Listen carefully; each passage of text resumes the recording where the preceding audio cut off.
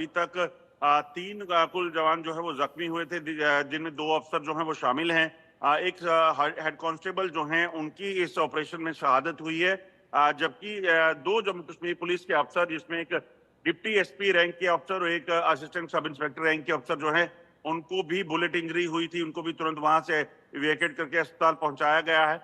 और ये जो अफसर है, इनको अभी जो जानकारी है खतरे से बाहर बताए जा रहे हैं। वही जो 5 लोग कुलगाम में मुठभेड़ में जख्मी हुए थे, उनका उपचार अस्पताल में चल रहा है, जिनमें से 2 की हालत जो है वो गंभीर बताई जा रही है। तो कोशिश यही कि किसी भी तरीके से अपनी जान की बाजी लगाकर भी ये सुरक्षा बलों के जवान जो हैं इन आतंकियों के सफाए में जुटे हैं, ताकि जम्मू कश्मीर की आम आवाम जो है उसको कोई नुकसान ना हो। बिल्कुल। और लगातार हम देख भी रहे हैं कि किस बहादुरी से जो तमाम डिफेंस फोर्सेस हैं वो आतंकियों का मुकाबला कर रही है। इसके अलावा एक और अहम बात करते हैं, क्योंकि कल संयुक्त राष्ट्र में जिस तरीके से भारत के विदेश मंत्री डॉक्टर एस जयशंकर ने पाकिस्तान के उस दोहरे चरित्र को बेनकाब किया, इंटरनेशनल बेइज्जती कल एक बार फिर पाकिस्तान की हुई।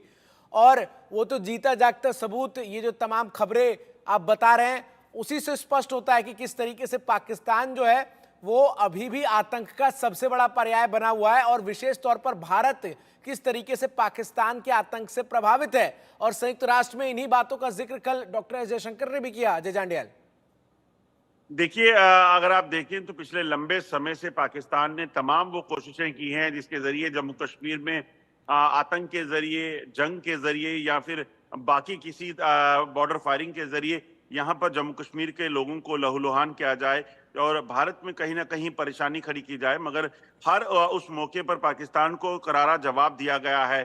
जब पाकिस्तान की यहाँ जंग में या बॉर्डर फायरिंग या आतंक के जरिए कुछ भी नहीं कर पा रहा, तो उसके बाद पाकिस्तान ने जो है अगली कोशिश जो की कि वो अब अंतर्राष्ट्रीय लेवल पर जो है अलग अलग फोरम पर जम्मू कश्मीर के मसले को उठाने की कोशिश कर रहा है।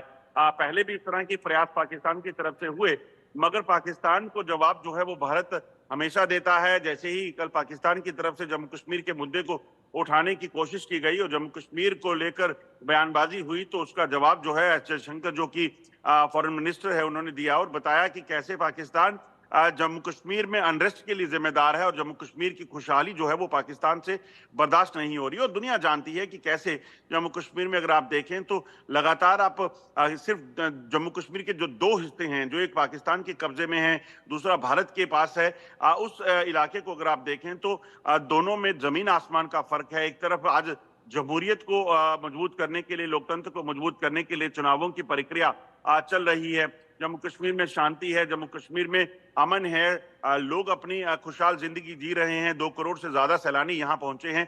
वहीं दूसरी तरफ पाकिस्तान के कब्जे वाले कश्मीर में हर रोज हड़ताल, लोगों के मारे जाने का सिलसिला, महिलाओं के साथ बलात्कार और उनके अगवा होने का सिलसिला जो है वो जारी है। लोग भुखमरी से दो चार हो रहे हैं। लगातार लोग वहां पर प्रदर्शन इस चीज को लेकर कर रहे हैं कि पाकिस्तान सरकार जो है उनके साथ अत्याचार कर रही है और जो मूलभूत सुविधाएं उनको मिलनी चाहिए वो तक नहीं मिल रही। हमने देखा कि कैसे 250 रुपए किलो आटे को खरीद पाने में लोग लाचार देखे, और लोगों को जब कहीं राशन की दुकान पर जब राशन की कमी हो जाती है वहां जाए तो बंदूक के साथ जो है उनको वहां से खदेड़ा जाता है, गोलियां उन पर चलाई जाती है। तो ये 2 तस्वीरें आज दुनिया देख रही है और पाकिस्तान के नापाक इरादे जो जम्मू कश्मीर में इस तरह की हरकत करने के हैं और भारत को बदनाम करने की हैं, उसको कहीं भी कामयाबी अब नहीं मिल रही है।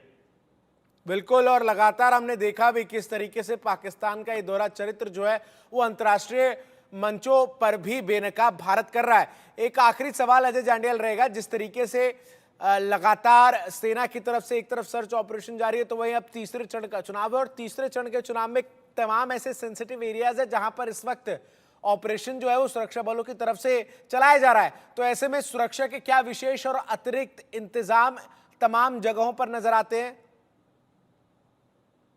देखिए, अगर बात चुनावों के तीसरे चरण की बात की जाए तो जो कुल इस वक्त जो 40 सीटों पर चुनाव होने हैं, ये सबसे बड़ा राउंड जो है होने वाला है। और खासतौर पे अगर कठुआ की बात की जाए, जिस जगह पे मुठभेड़ चल रही है, उसी के आसपास के गांव में जो है 1 अक्टूबर को जो है वो मतदान होना है। और इसी मतदान से पहले जो बुखलाहट पाकिस्तान की दिख रही है, वो बताता है कि पाकिस्तान कहीं ना कहीं प्रयास कर रहा है कि किसी भी तरीके से हाजिरी तो जरूर लगा ली जाए कि आखिरकार इतने आतंकियों को यहाँ भेजा था। पाकिस्तानी सेना ने जिन आतंकियों को ट्रेन किया था, उन आतंकियों के जरिए भी जम्मू कश्मीर में चुनावों में खलल नहीं वो डाल सके। तो ऐसे प्रयास पाकिस्तान के होने वाले थे, मगर उसे नाकाम किया गया। कठुआ की बात की जाए, उधमपुर की बात की जाए, या फिर जम्मू और सांबा की बात की जाए, इन 4 डिस्ट्रिक्ट्स में जम्मू में चुनाव होने हैं। जबकि कुपवाड़ा, हंदवाड़ा की बात की जाए, बारामूला की बात की जाए, तो वहां पर भी जो है 1 अक्टूबर को चुनाव होने हैं तीसरे चरण में।